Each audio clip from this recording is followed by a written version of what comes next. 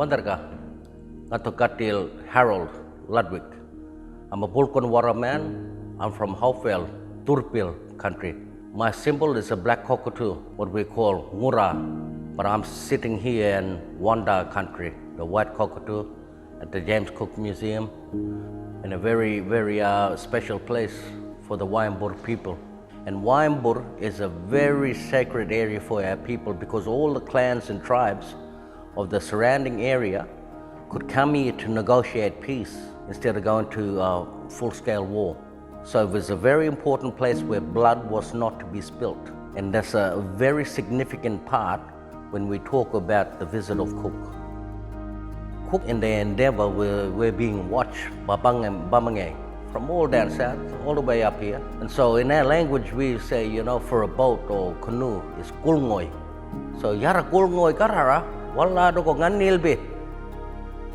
So when they got here, they realized that it was a big ship. Cook was very lucky because if he would have landed a kilometer or more to the north, could have been a different story. This is where I talk about reciprocity, because Captain Cook and his men threw a fish to our people and our people grabbed it. There was a practical use for that, food. And the reciprocity is that they bought a fish the next morning back to Captain Cook and his men. Our people didn't realize he was replenishing his supplies to go back to England as well. So on the 19th of July, 1770, a couple of our people went on board, and they seen 12 to 15 turtle on board the deck of the Endeavour, and they got upset because our people live a subsistence lifestyle. We only take what we need. So Captain Cook writes in his journals, a couple of savages or Indians tried to steal a turtle. In actual fact, they were trying to release that turtle, because if they were female turtle, even worse, because a female turtle in our language is called mami, and mami means boss. So she's the integral part of contingent resources in the area. And they couldn't get it over the side. So this is where they got upset. Our people got upset. They went ashore. They lit the grass up around Captain Cook's tents, the nets. Captain Cook shot at them with a small shot. Shot one of our people through the leg or the shoulder. Pursued them along the foreshore to a place down here called Reconciliation Rocks now. But this is the important part of the story, because this is where cultural governance stopped a sovereign nation, the colonial nation, in their tracks. He asserted his cultural governance being the elder of this area. He walked out in front of Captain Cook with a broken spear, wiping sweat and blowing it towards Captain Cook. And this, in our custom, is what we do. We mask people with our sweat, so our spirits will believe that you're one of us. They look after you, hold you tight and keep you safe.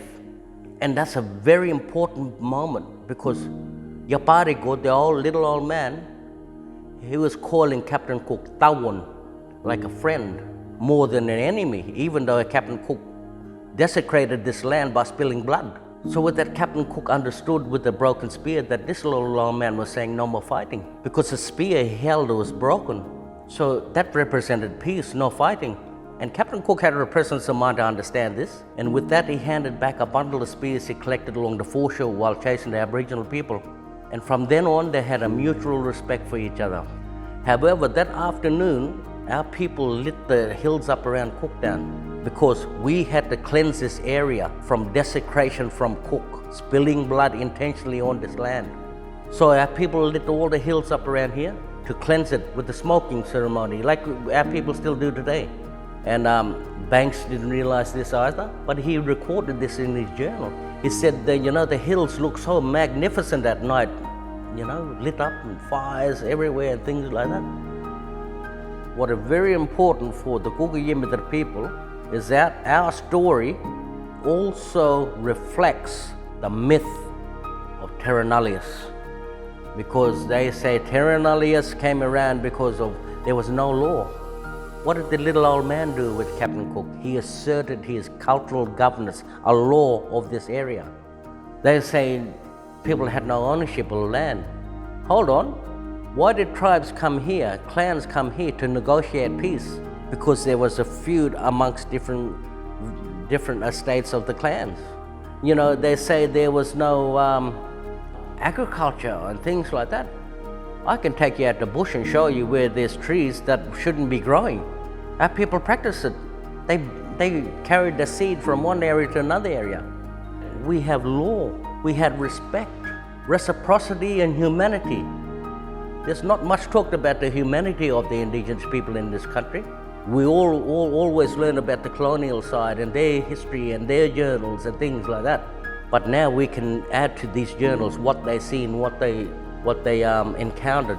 And the most interesting thing is that although there were no opportunity for communication because of the language barrier, so what transpired from that is that Sidney Parkinson mainly recorded 130 to 150 words from here, from this very language, the Guugu Yimithirr language.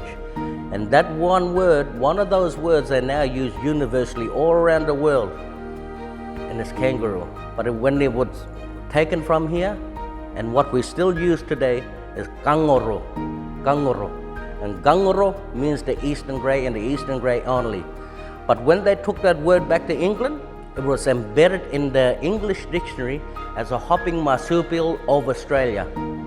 But kangaroo means the eastern grey, the eastern grey only.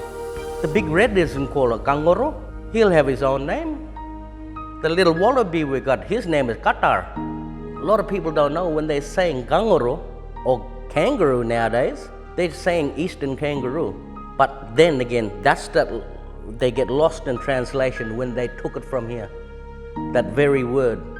So if you're saying that in China, Russia, Greenland, or even here in Australia, you are indirectly speaking the Guugu Yimithirr language of this country from 1770, recorded by Sidney Parkinson and Cook on the Endeavour voyage, and it's still here today.